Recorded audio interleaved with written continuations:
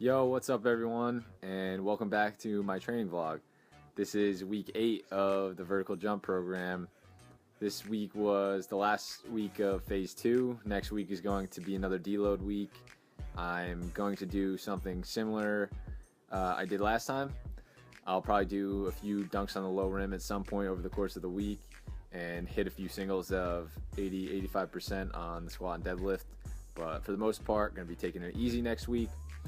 As for this week of training, everything went fine, but had a little bit of a setback. I don't know what it was. I'm assuming the fatigue is starting to catch up with me and starting to mask my ability to perform, which makes it a perfect time to deload. So I guess this is how feeling overreach is going to feel during this program. As a review for phase 2, I think it got the job done as the main accumulation phase. Some differences between this one and last one include more intense plyos, like on force day with the addition of depth jumps, and on rep day with the low lunge hops and ankle rocker jumps. If you remember from last month, I was doing scissor jumps and these like butt kicking jumps in place of those. Reason for the switch is something I actually want to talk about today, and that is the switching of exercises or adding a variation for a different training effect. So when you start training or begin to learn any skill, say it was boxing and your end goal was to be a pro boxer, and today's day 1 of your training, would you show up day 1 and start your training by doing 15 punch combinations?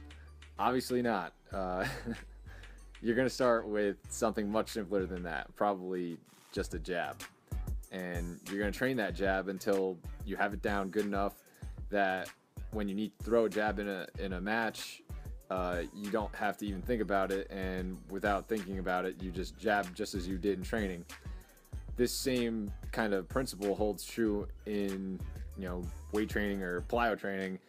A lot of these movements that I'm doing may not initially seem as complex, but when scaled down to the bare components of what takes place within the movement, there are parts and positions that need to be accomplished first before it's right to move on to the next thing. That is kind of the goal I'm trying to accomplish here, I guess. The best way to progress a movement is starting at its most simple form and going to its most complex form. I know I show the depth drops every week before the main shock plyometric workout, and I know it's boring and looks kind of weird or whatever, but it has a purpose and it works. I wouldn't be doing them if I didn't think they would work. A lot of times it's the boring things we need to do that will make the biggest difference. I recommend, if you're having an issue with anything, whether it be running, lifting, jumping, that you take that movement and see how you can break it down so you can improve in these areas, the areas that are holding you back. Something I recommend is to check out Carl Pally on his YouTube channel. He has a ton of videos showing how to scale movements.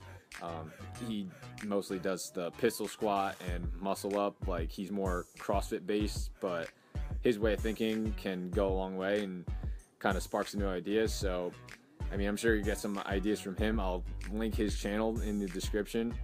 But okay, so that was, this is kind of more of a shorter week, but that was all I wanted to talk about today, really. Thanks again for watching. Like the video, support the channel, and subscribe if you haven't already. And thanks for watching again. Peace.